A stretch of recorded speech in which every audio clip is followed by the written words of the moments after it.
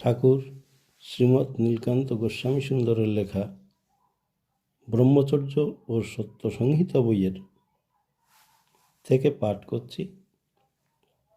বিবাহিত ব্রহ্মচর্য। আবাল বৃদ্ধ বনিতা সকলেরই ব্রহ্মচর্য পালন করা কর্তব্য। ত্যাগী বা গৃহস্থ,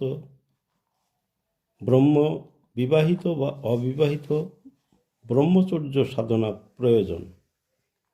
এতক্ষণে যাহা আলোচিত হইল তাহা সবই ব্রহ্মচর্যের উপকারিতা অবিবাহিত বালক বালিকাদের জন্য। এখন বিবাহিত নারী পুরুষের ব্রহ্মচর্য বা যুক্ত ব্রহ্মচর্য সম্বন্ধে আলোচিত হইবে। প্রাচীনকালে ভারতবর্ষে ব্রহ্মচর্য পালনের পর গার্হস্থ্য ধর্মে প্রবেশ করিয়া বিবাহ বন্ধনে আবদ্ধ হইয়া এক অভূতপূর্ব আনন্দ লাভ করিত। দাম্পত্য জীবনের সুখ ও সৎপুত্র লাভ করার সুসন্ধান সদ্গুরুর নিকট হইতে জানিয়া লইত। পুরুষ যেমন 25-30 বৎসর পর্যন্ত ব্রহ্মচর্য সাধনায় চরিত্র সুগঠন, পবিত্র মন এবং চিত্ত যুদ্ধে ভগবানের ভক্তি বিশ্বাস লাভ করিত, মেয়েরাও তদ্রূপ 18 বৎসর ব্রহ্মচর্য সাধনায় চরিত্র ও মন পবিত্র রাখিয়া ভগবদ ভক্তি লাভ করিত। পুরুষ নারী উভয়ে বিদুষী অবস্থায় বিবাহ বন্ধন, দাম্পত্য সুখ ও সৎপুত্র লাভে যত্নবান হইত।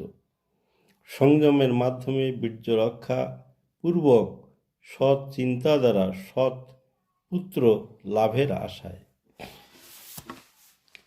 নারীর ঋতু রক্ষা করিলে সৎপুত্র লাভ হইয়া থাকে। নারী ঋতুবতী হইলে চতুর্থ দিনে শুদ্ধাচারী হয়। যুগ্ম দিনে স্বামী স্ত্রী মিলনে পুত্র লাভ হইতে পারে। নারী শুদ্ধাচারী হওয়ার পর 12, 14, 16 দিনে সন্তান জন্ম দেওয়া উচিত।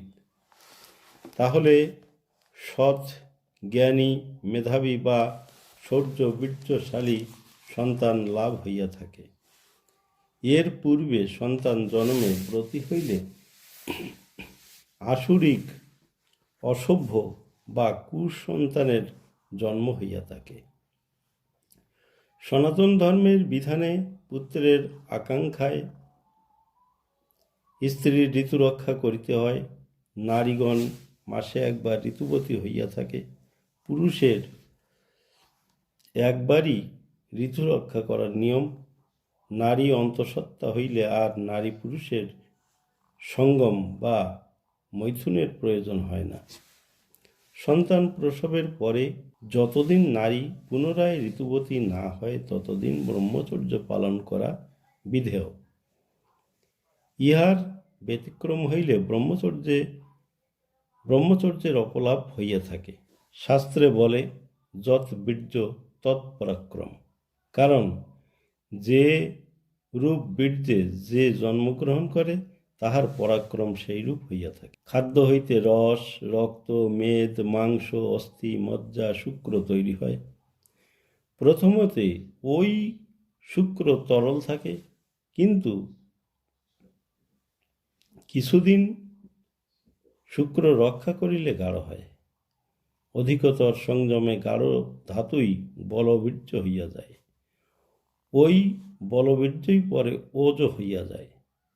ওজই ব্রহ্মতেজ। এইরূপ নারী পুরুষ সংযম থাকিলে ব্রহ্মতেজ উভয়ের মধ্যে প্রকাশ হয়। তখনই দাম্পত্য জীবনে ব্রহ্মানন্দে ভরপুর হইয়া ওঠে। ভগবানে আত্মসমর্পণ করত পুত্রাদি কামনা বাসনা অন্তর হইতে চিরতরে দূরীভূত হইয়া এক অনাবিল শান্তির অধিকারী হয়। গাঢ় বা বলবীর্যের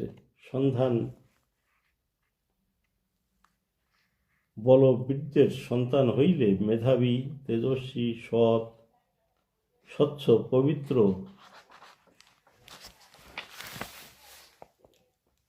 সন্তানের জন্ম হয়।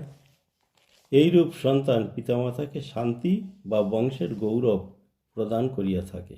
দেশের কল্যাণ সাধনে আত্মনিয়োগ তাহার পক্ষেই সম্ভব হয়। সুপবিত্র সংযম ব্রহ্মচর্যের প্রভাবে স্বামী স্ত্রীর ভালোবাসায় স্বর্গীয় দাম্পত্য সুখ নেমে আসে। নারীগণ কামনা বাসনা ত্যাগপূর্বক ভগবৎ সাধনার সংযম ব্রহ্মচর্যের নিয়মাবলী মানিয়া চলিলে ব্রহ্মতেজের অধিকারী হইতে পারিবে। তখনই তাহাদের দেহে সতীত্বের বিমল জ্যোতি, উৎসাহ, উদ্যম, বহুমুখী জ্ঞান শতদলের ন্যায় দিন দিন বর্ধিত হইতে থাকে।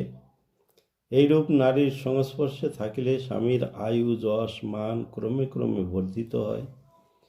পবিত্র ও সাধ্বী সতীর হাতের অন্নে এবং অঙ্গস্পর্শে কামনা বাসনা দূর হইয়া থাকে।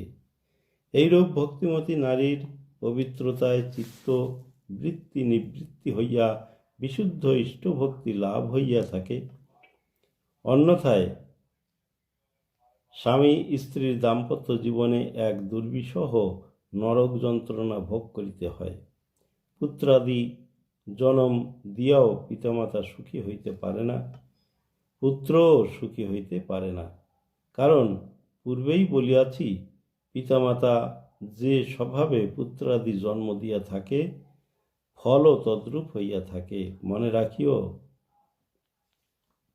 নিজ নিম্ব বৃক্ষ রোপণ করিয়া অমৃত ফলের আশা করা যায় না।